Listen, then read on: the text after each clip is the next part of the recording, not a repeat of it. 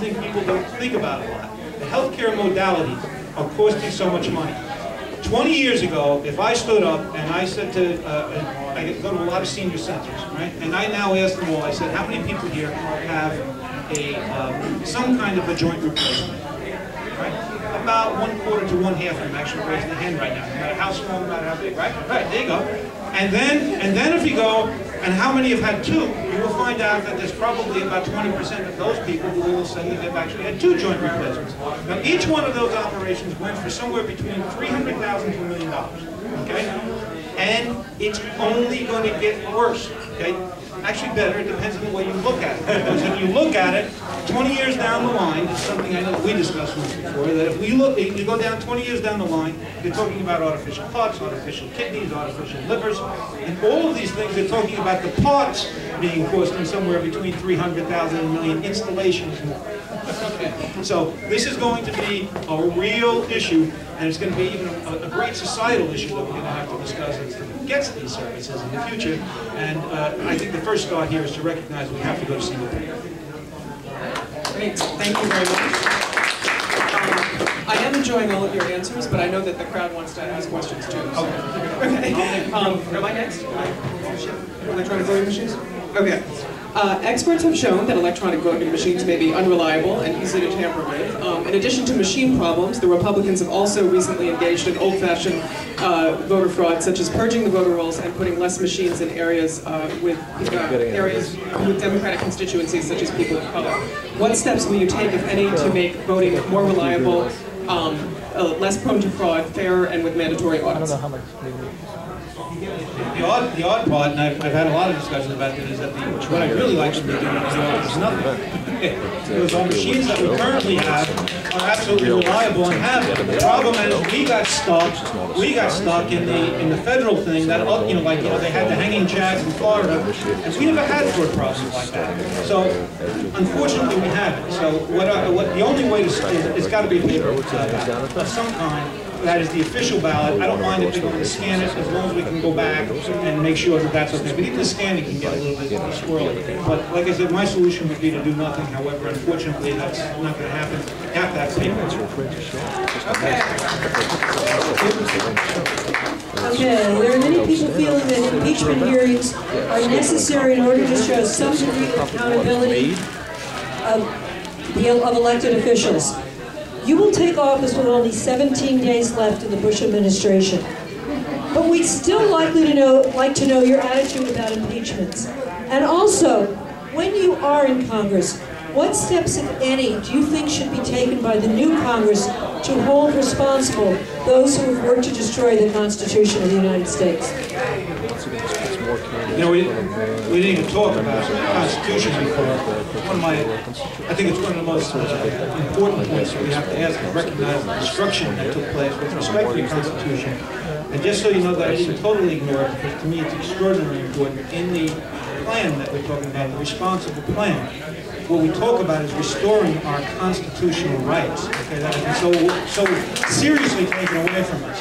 Now, when George Bush unilaterally declared war in Iraq, I was asked the question, should he be impeached? I said no, okay, because they did it with the consent of the Congress, and there were many things that went out there, and even if you disagreed with him, and even if he was wrong, he exercised the power of a president.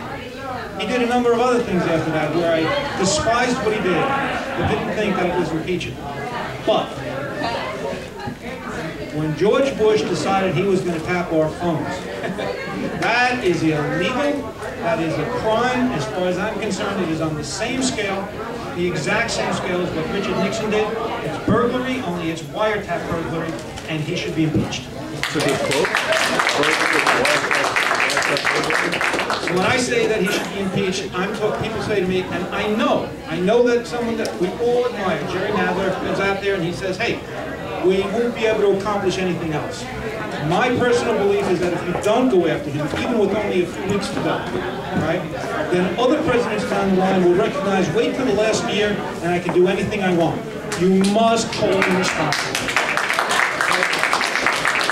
And yes, I do believe they should do something, but recognize that Congress is somewhat limited after the president is out. The most important thing to do is to put a congressional reference to the United States Attorney and make sure that the Attorney General is looking at that and makes a determination as to whether any crimes were committed in office, and if they were committed, they should be prosecuted to the full extent of the law. Okay, why don't we start out by trying to do this like Oprah Winfrey style? If you want to raise your hands and I'll run out to you and see if that works. Who has a question? Come on. Right here. Hi, what's your name? Maria Doty. I know Steve from Brooklyn. I want to know, the first 10 days in office, what if you could choose the legislative agenda, what would it be? Sorry, you can make it faster. It's oddly enough, Maria, is not all that difficult. What it is that it's almost unrealistic, because my list goes on like this. It's a wish list, right? The very first thing that I would do, okay, is make sure, the very first thing I would try to put through the response plan, okay?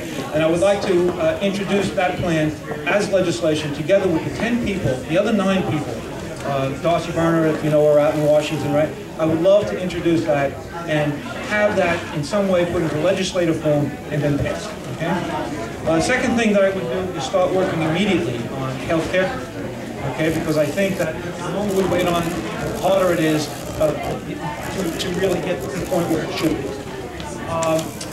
The third thing that I would do is I believe that the United States of America, I said it before and I mean it, must go on a 10-year moonshot program, very similar to what John Kennedy did when he said, remember, he said 10 years we have to put a man on the moon.